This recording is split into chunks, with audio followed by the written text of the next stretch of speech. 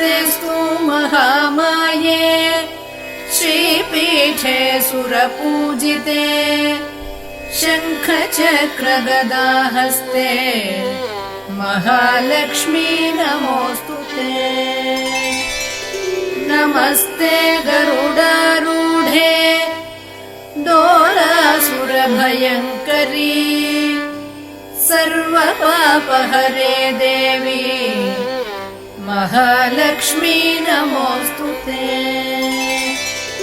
सर्वज्ञे सर्ववरदे सर्वदुष्टभयङ्करी सर्वदुःखहरे देवी महालक्ष्मी नमोऽस्तुते।